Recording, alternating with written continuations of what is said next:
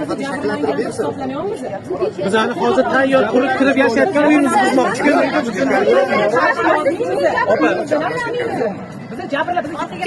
Kimni quruvchi firmadan qanaqasi bor? Kim quruvchi firmadan norozi? Bormi? Qochib ketgani yo'q.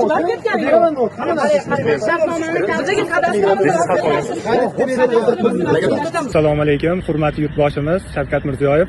Mana shuncha xalq betga yig'ilib turganining asosiy sababi biz 2023-yilda Qoraqamish 1-2 dahasidagi Silver Tower obyektidan uy xarid qilganmiz. Hozirgi kunda bu obyektda deyarli 95% ishlar yakunlangan. Biz shu deyarli 200 dan oshiq aholi kelib, 200 dan oshiq xonadon kelib shu kungacha yashab kelmoqda.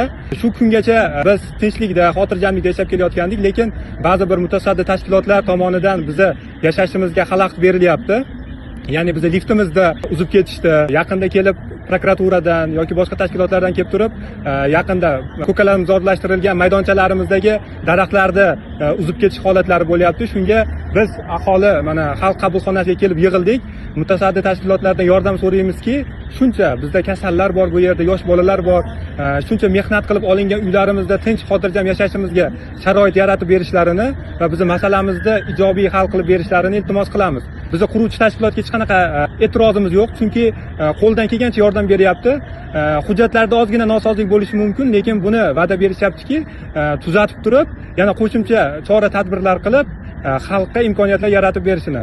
Sizdan iltimos qilamiz, bizga yordam berishingizni va bizni xalqimizni qiynalmasligiga yordam berishingizni iltimos qilamiz. Bugungi kunda 9 etajli dom qurilganini hech kim bilmaydi. O'sha inspeksiya ham qurib bo'lib, tomi yopilgandan keyin inspeksiya xabar kelib qoldi. Nima uyni buzib tashlaymizmi? Qaytadan ko'rib, hujjatlarni to'g'irlab qo'yishimiz kerak. Endi shu odamni biz 5 yilga qamash. Agar u domni haqiqatan sifatsiz qurib qo'ysin, ana u xavfliroq bo'ladi. Lekin biz sifatiga e'tibor bermaymiz dedi.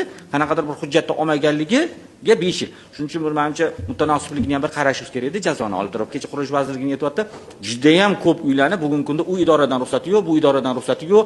Domlarga gaz ulash, elektr ulashi bilmasdan domlar qurib tashalgan. Mana odamlar ko'chib kirgan, bugungi kunda na gazi bor, na suvi bor. Saydapa, biz haqqa boraylik. Shuncha xalq turibdi. Bizani tayyor qurilib bitkazilgan uydan chiqazishyapti. Ichimlik suvini o'chirib ketishdi. Haqqa murojaat qilishingiz kerak. 98% bitgan uy. Lekin bizani kelib har kuni bezovta qilishadi. Hali kelib pechatlab ketishadi, hali kelib buzamiz deyishadi, hali liftni o'chirib ketishadi, hali svetni o'chirib ketishadi. Biz haqqa boraylik, shuncha xalq, bu yerda bevalar bor, nogiron bolalarlari bor, pensionerlar bor. Biza firmadan kaltuzlarni oldik, bizaga qurib berdi, lekin bu firmadagilarni qamatishibdi. Bizaga o'sha qamoqdan chiqib, bizani ishimizni to'g'rilab bersin. Biz sizga shuncha iltimos qilamiz.